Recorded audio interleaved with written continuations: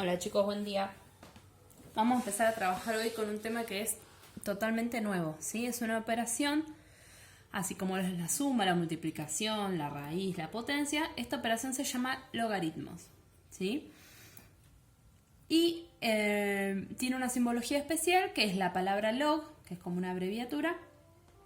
Y siempre va a tener un número acá como más chiquitito, que es como un subíndice, y otro número que está a la altura de la palabra log, ¿sí? Este, que en este caso lo llamamos b porque estamos llamando una forma general, se llama argumento,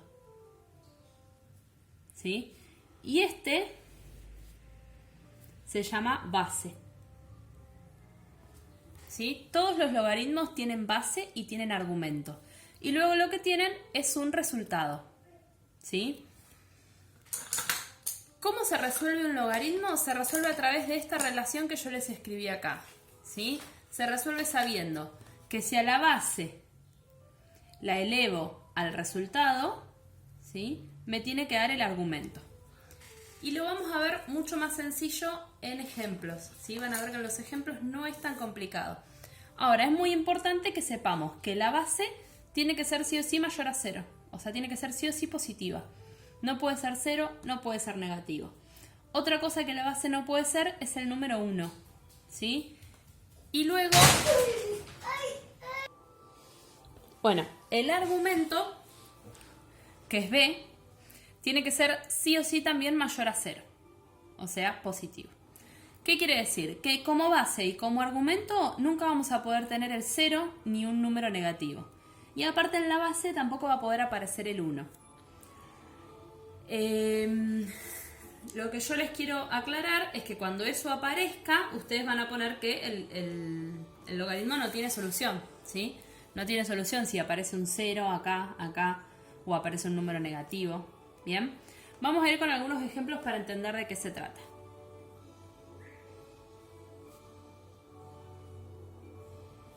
Bien, yo tengo que averiguar el resultado de este logaritmo. Y como yo les dije acá arriba, ¿sí?, para averiguar el resultado de un logaritmo, yo sé que la base elevada a ese resultado me tiene que dar el argumento. Entonces yo sé que 3 elevado al supuesto resultado, que es el que yo todavía no conozco porque es lo que tengo que averiguar, me tiene que dar 9. Entonces yo lo que tengo que pensar es 3 elevado a cuánto me da 9. Esa respuesta es 2, ¿sí? Por lo tanto, el resultado de mi logaritmo es 2. Este análisis que yo hago acá es un análisis que voy a hacer al principio como para poder encontrar la respuesta hasta que me ponga canchero, ¿sí? Pero no es parte de la respuesta. Mi respuesta únicamente es el 2, ¿sí? Esto es la justificación de por qué la respuesta de este logaritmo es 2. Vamos a otro. Logaritmo en base 5 de 125. ¿Sí? Tengo que pensar. El 5 elevado a cuánto me da 125. ¿Sí? La respuesta en este caso es 3, porque 5 al cubo da 125.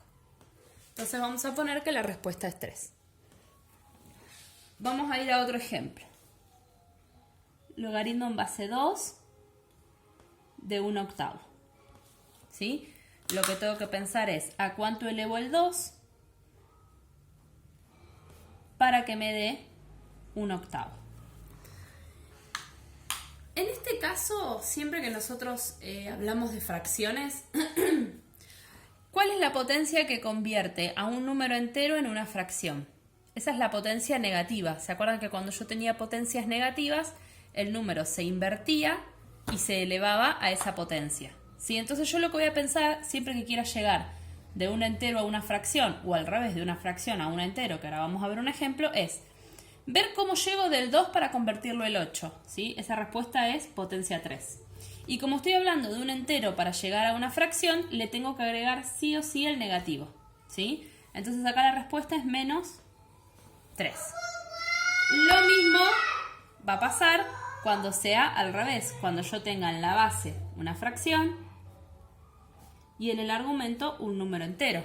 Cuando yo quiera ir de fracción a fracción no pasa nada, la potencia va a ser positiva o de entero a entero. El problema es cuando yo voy de una fracción a un entero, ¿sí? Tengo que pensar a cuánto elevo un tercio para que me dé 3. Entonces yo primero me concentro en cómo hago para que el 3 me dé 3. Esa potencia es 1, ¿no? Y entonces como voy de una fracción a un entero, le agrego el menos. O sea que acá la respuesta es menos 1. Bien, vamos a otro ejemplo. Logaritmo en base raíz de 5 de 25.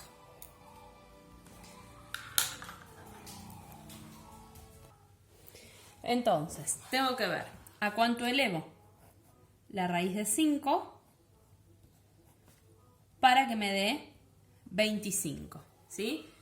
Y acá por ahí es un poco más complicado, pero siempre tengo la estrategia de la calculadora. Yo lo voy a hacer sin calculadora, pero ustedes pueden tranquilamente poner la raíz de 5 en la calculadora, ir probando distintas potencias hasta que les dé 25. Sí, pero en realidad, vamos a hacer acá como, si yo a la raíz de 5 la elevo a la 2, la raíz se me va con el 2 y me queda 5, ¿no? No es lo que yo necesitaba llegar al 25. ¿Cuál va a ser la potencia? Va a ser 4. Porque cuando yo simplifique el 2 de la raíz con el 4, acá se me va a ir la raíz, me va a quedar 1, y acá me va a quedar 2. Entonces me va a quedar 5 al cuadrado, que es 25. Por lo tanto, la respuesta acá es 4. ¿Sí? Ya les digo, se van a ir poniendo cancheros, y si no, de última siempre tengo la opción de la calcu. Ustedes van a ver que en sus calculadoras aparecen los logaritmos, ¿sí? Pero por el momento no los vamos a usar, los que aparecen en la calcu, porque tenemos que practicar de tratar de resolverlos solos. Bueno, y el último que voy a hacer es el logaritmo en base 3 de 1. ¿A cuánto tendré que elevar el 3 para que me dé 1? ¿Qué les parece? Hay una única potencia que siempre me da 1, y esa potencia es 0. 3 a la 0 es 1, ¿sí?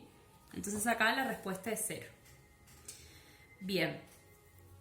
Todas estas son maneras de resolver los logaritmos utilizando la definición del logaritmo, ¿sí? Ya les digo, no es necesario que escriban lo que yo les estaba escribiendo al costadito para averiguar la potencia. Eso no es necesario escribirlo.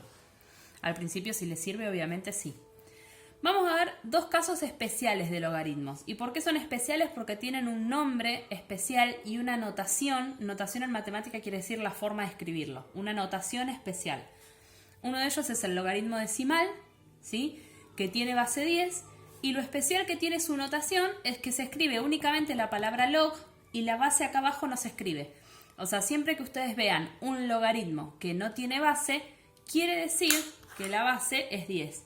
¿Vieron como la raíz cuadrada, que es la única raíz en la cual al 2 no lo escribimos en el índice? Bueno, esto es lo mismo. Todos los logaritmos que no tengan base va a querer decir que tienen base 10. Entonces, si yo quiero resolver este logaritmo, tengo que pensar a cuánto elevo el 10 para que me dé 100. Esa respuesta es 2, ¿sí?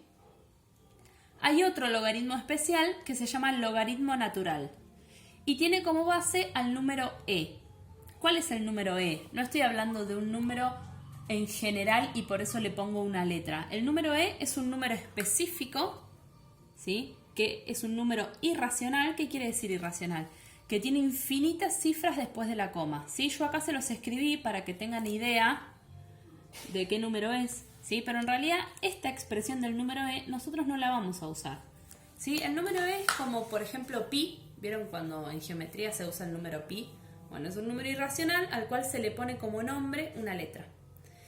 Cada vez que trabajemos con logaritmos naturales, lo vamos a ver así, ¿sí? La L con la N, y no va a tener ninguna base escrita. Pero nosotros ya vamos a saber que la base es el número e. Acá les escribí entre paréntesis, estas dos cosas son lo mismo, es una L con una N. Pero para que sepan, porque en la tipografía que yo uso en las guías, y la verdad es que no encuentro una que me escriba esta L, los chicos siempre confunden la L mayúscula, no, mayúscula no, porque lo ponen minúscula, pero la confunden con una I y piensan que es IN, entonces no entienden qué es. Esto es LN, ¿sí? Nada más que no encuentro una letra en la computadora que me haga esta L para que sea más fácil de diferenciar. Vamos a ver un ejemplo. Si yo tengo el logaritmo natural de E, la base no está escrita, pero como dice ln en vez de decir log, yo ya sé que me está hablando de base el número e.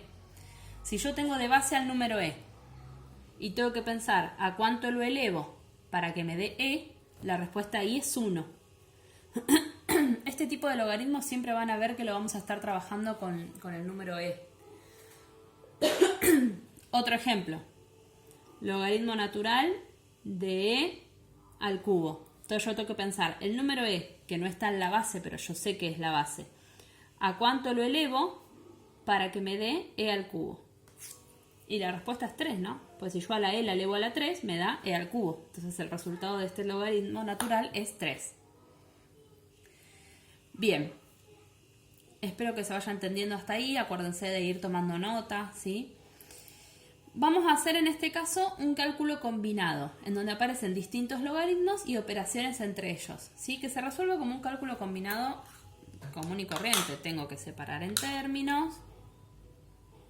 Yo tengo un término que termina en este menos y otro término que termina donde termina el ejercicio y voy resolviendo de a uno los logaritmos. Tengo logaritmo en base 2 de un medio, ¿sí? Eso es menos 1. Porque si yo quiero que el 2 se convierta en una fracción, tiene que ser negativo. Y para que el 2 me dé 2, la potencia es 1, ¿sí? Después tengo logaritmo en base 3 de 9, eso da 2, porque el 3 lo tengo que elevar al cuadrado para que me dé 9. Y fíjense que al poner los resultados, el logaritmo desaparece, porque esto es el resultado de todo el logaritmo, ¿sí? Eso me queda elevado al cuadrado. Menos 1 dividido logaritmo natural de e al cubo, que es justamente el que hice acá, ¿sí? La respuesta de ese logaritmo es 3. Entonces, por último, lo que tengo que hacer es menos 1 por 2 es menos 2 al cuadrado menos 1/3. La respuesta final va a ser 4 menos 1/3, ¿sí? 11/3. Y acá lo que resolví es un cálculo combinado con logaritmos. Por último, vamos a hacer una aclaración sobre una propiedad que es muy importante, que es de la potencia, ¿sí? Pero que la vamos a usar mucho en los logaritmos, entonces les puse un ejercicio para que la practiquen. ¿Cuál es la propiedad? Es la propiedad de cómo hago para pasar una raíz, convertirla en una potencia. Siempre que yo quiera convertir una raíz en una potencia, se va a convertir la raíz en una potencia fraccionaria. Y la relación que existe va a ser esta, ¿sí? El número que está dentro de la raíz va a quedar como base de la potencia. El exponente que tenga ese número va a quedar en la potencia como numerador de la fracción. Y el índice de la raíz va a quedar como denominador, ¿sí? Siempre la misma relación. Entonces, hacemos un ejemplo. Raíz cúbica de 5 a la cuarta. Tengo que poner la base, que en este caso es 5, va a ser base de mi potencia. El exponente va a ser numerador de la fracción, en este caso es 4. Y el índice de la raíz va a ser denominador de la fracción. Y ahí convertí la raíz en una potencia fraccionaria, ¿sí? Nosotros trabajamos mucho con raíces cuadradas. Por ejemplo, imagínense que tengo esto. Esta va a ser la base de la potencia. Acá, cuando no tengo ningún exponente, tengo un 1, ¿sí? Y este, que no hay nada, quiere decir que hay un 2, va a ser el denominador de la fracción, ¿sí? Ahí lo convertí en potencia.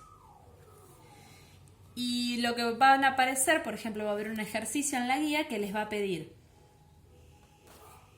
que expresen, ¿sí?, toda una cuenta como una única potencia. Y les puede aparecer, por ejemplo, algo parecido a esto, ¿sí? Entonces, en este caso lo que vamos a usar son las propiedades que conocemos de la potencia y de la radicación para después poder hacer esto, ¿sí? En este caso, lo que voy a hacer es separar cada 20 con su raíz. Este 20 está dentro de una única raíz, entonces me queda raíz cuadrada de 20.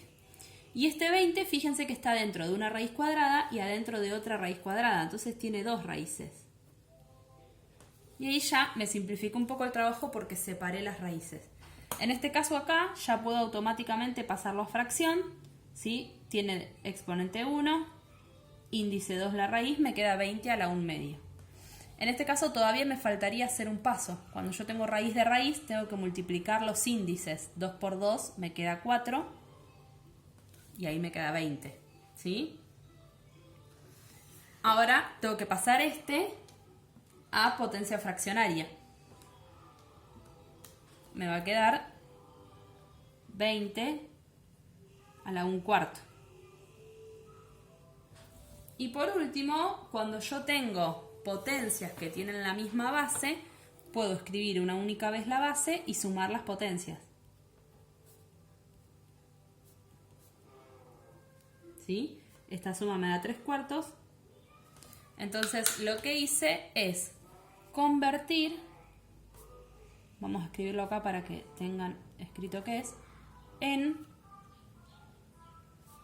una única potencia.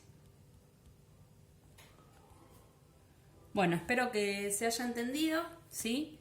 Cualquier consulta me van haciendo. Ahora les voy a decir cuáles son los ejercicios que pueden hacer.